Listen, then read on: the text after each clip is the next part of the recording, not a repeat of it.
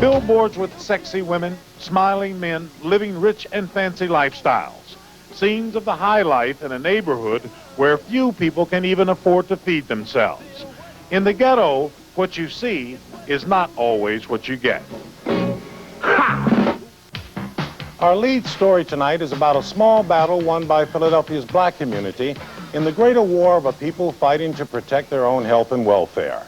They have not been too successful in the past, but their recent victory may be proof that they are still more willing to move in the right direction. Cigarettes are the biggest killers of America's black people. You can't go anywhere in a black community without being the target of fancy ads glamorizing smoking. The result, $2.4 billion a year blacks spend on the cigarettes that kill them. Every doctor has any license that gives you cancer. So why should they keep on promoting those kind of things in our community particularly? Recently, the R.J. Reynolds Tobacco Company targeted Philadelphia blacks for yet another cigarette called Uptown. But a coalition of groups rebelled, saying the last thing black consumers need is another cigarette. This cigarette will increase the health hazards in the Afro-American community, and that will increase the cancer rate in the Afro-American community. You are 4 or 5 times more likely to find cigarette advertising like this in the black community rather than the white community. Some critics say that accounts for the fact that 1 out of every 6 black Americans will die from some smoke-related disease. The new Uptown campaign was to feature black people enjoying the city's nightlife and would have read, Uptown, the place, the taste. Despite the fatal statistics, even black newspapers said they would carry the newspaper ads. It's estimated that about 7 million black Americans smoke cigarettes. And whether it's this brand or any brand, that's a choice that they make. I don't think the black community is naive enough to start smoking overwhelmingly because there's a new product on the market. But now there's a good chance that there won't be a new product on the market. Not here in Philadelphia, not Uptown.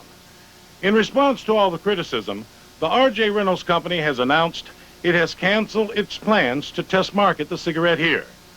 Good news for the black community, since in the past 2 years alone, more black people have died from lung cancer than died in the entire Vietnam War.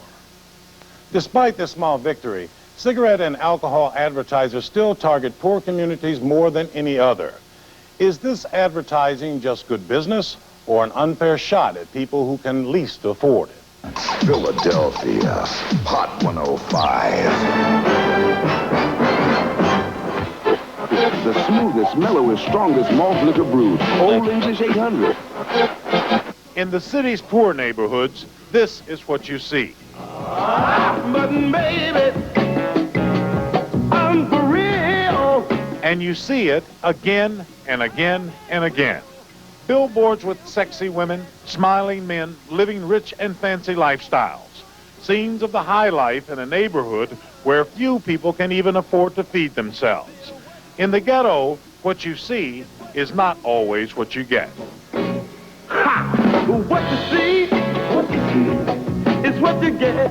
LL is longer, yes, but greater length is only half the story. 20 years ago, television switched off of cigarette advertising. But the debate about cigarettes has been reignited by the U.S. Surgeon General. This tobacco product contains a drug called nicotine, which is addictive. If I had my way, I would say it is just as addictive as heroin or cocaine. If you throw the net wide enough and make the definition of addiction broad enough, then you can include virtually anything. Clearly, anyone can stop smoking if he or she wants to. More than 40 million Americans have stopped smoking. But the figures show that African Americans and other minorities are smoking more than ever before. Many have tried to stop without any success. I don't know why I still smoke. I enjoy the cigarette. I don't know. I keep saying I'm going to stop, but I just never seem to get there. I've been smoking cigarettes since I was 14, and I'm 22 now, and I think that's too long. In neighborhoods like this one along Ridge Avenue, you don't have to look far to find billboards like these, cigarettes and booze. Some folks say it's an unfair shot directed at the black community. Others say it's just good sound business. As far as the billboard is concerned, it has always been a very good medium for a target audience, if you will.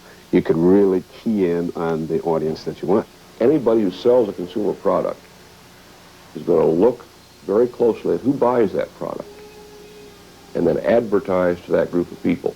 We are concerned that the minority community seems to be a targeted community to promote a proliferation of smoking and alcohol usage, but it's our responsibility to communicate the message about what the downside is. But for those who sell alcohol and cigarettes, there is no downside. They are simply selling to the people who are most likely to buy. It doesn't make any sense to advertise to white-collar retirees, because most of them don't smoke. You advertise to the area, the community, the geographic and demographic group that uses the product. It is plain to see that the billion-dollar ad budgets of the tobacco and alcohol industries have found a good target in the inner cities. So, as the white-collar community becomes more health-conscious and smokes and drinks less, the health of this new target market is a serious concern. It's a very major problem in the black community. 55% of all deaths in the black community are due to smoking, directly or indirectly. Because of statistics like those, the Graduate Hospital has started an outreach program called Why Smoke, taking the facts and alternatives directly to the community.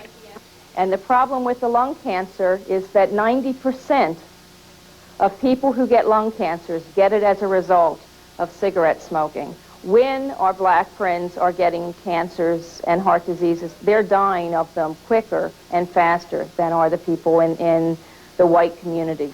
But despite the facts and warnings, the inner city residents will continue to be confronted with ads that portray visions of glamour, leisure, and power. It's the power, only the shade 100 more. They're not selling the product per se, they're selling enjoyment. It's usually some beach scene or some scene where you're not going to work to make a living, you're just laying back, enjoying life, and it's just the opposite.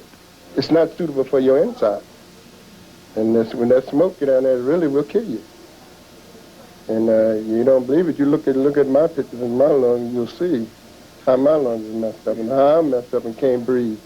When I advise anybody, don't believe any of those billboards they see that cigarettes is freshen and taste good. Don't believe it, because it's false.